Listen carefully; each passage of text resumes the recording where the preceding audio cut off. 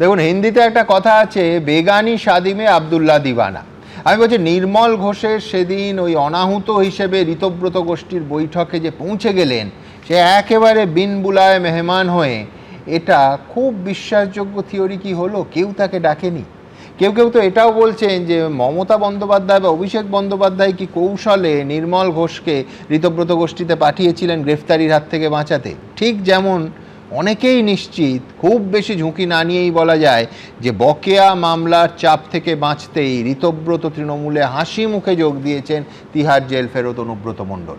যোগ দিয়েই শটান জেলা সভাপতির চেয়ারে বসে পড়েছেন কেষ্টবাবু।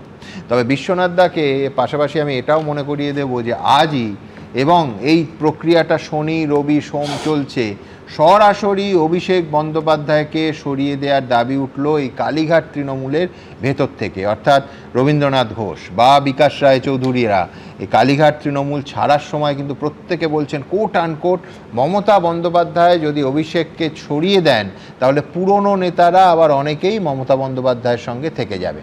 কিন্তু সেই সম্ভাবনা কি এখন আজকের পরিস্থিতিতে 1% আছে? তবে সুমনদা, একটা জিনিস বলতে চাই যে দলের মধ্যে এবং দলের বাইরে সাধারণ নাগরিকদের মধ্যে অভিষেক বন্দ্যোপাধ্যায় কিন্তু বলা যায় ত্যায্য। মমতা বন্দ্যোপাধ্যায়ের কাছে অগ্নি পরীক্ষা, যদি সত্যি শেষ জীবনটা অবশিষ্ট জীবনটাতে যদি রাজনীতির মধ্যে থাকতে হয় তাহলে অভিষেককে বাইরে রেখেই থাকতে হবে। উনি যদি মনে করেন যে অভিষেক বন্দ্যোপাধ্যায়কে সঙ্গে নিয়ে আবার রাজনীতির একটা উত্থান ঘটাবেন, তাহলে তিনি মূর্খের স্বর্গে বাস করছেন। ফলে মমতার কাছে অপশন হলো, হয় আপনি অভিষেককে সরিয়ে রাজনীতিতে প্রাসঙ্গিক হন, আর না হলে আপনার ভরাডুবি হয়ে গেছে, বিপর্যয়, চূড়ান্ত বিপর্যয়ের অপেক্ষা করছে। দেখুন সুমনদা, যে বিষয়টা নিয়ে আজকে আলোচনা আমাদের, সেটা কিন্তু মানে নির্মল ঘোষের পুরো পরিবার এবং তার যে ইকোসিস্টেম তৈরি হয়েছিল, এই পরিবারটা এবং নির্মল ঘোষকে দেখে আপনি তৃণমূল 15 বছর কিভাবে শাসন করেছে তার একটা রূপরেখা তৈরি করতে পারেন। অর্থাৎ একটা ফ্যান্টাস্টিক কেস স্টাডি, হ্যাঁ, fantastic case study, A miniature of the মানে টিএমসি রুল। এবং আমি আপনাকে বলতে যাই, এই নির্মল ঘোষের বাড়িতে আমি 2007 সালে পুরসভা নির্বাচনের প্রাক্কালে নিজে গিয়েছিলাম।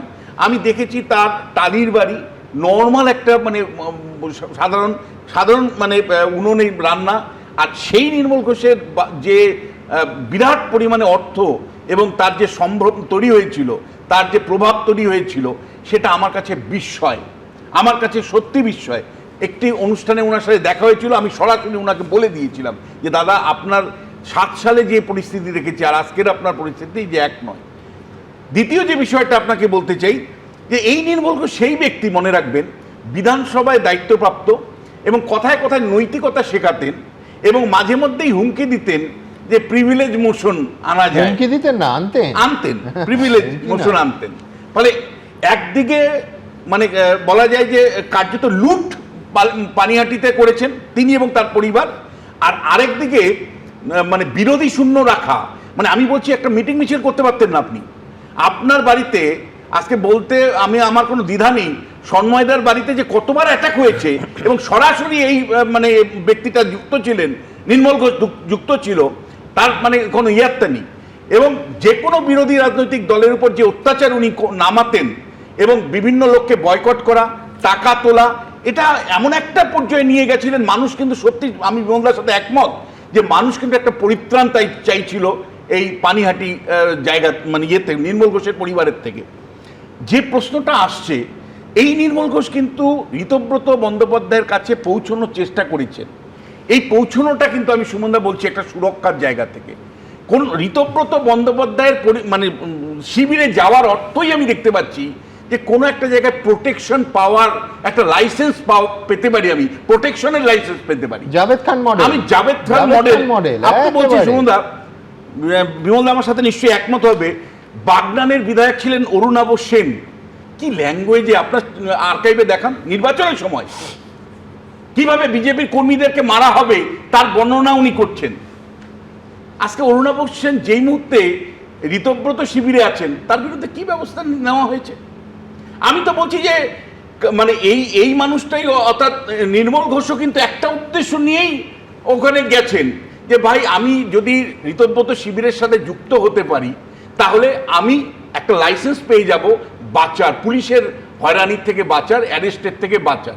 এবিপি আনন্দ, এগিয়ে থাকে, এগিয়ে রাখে।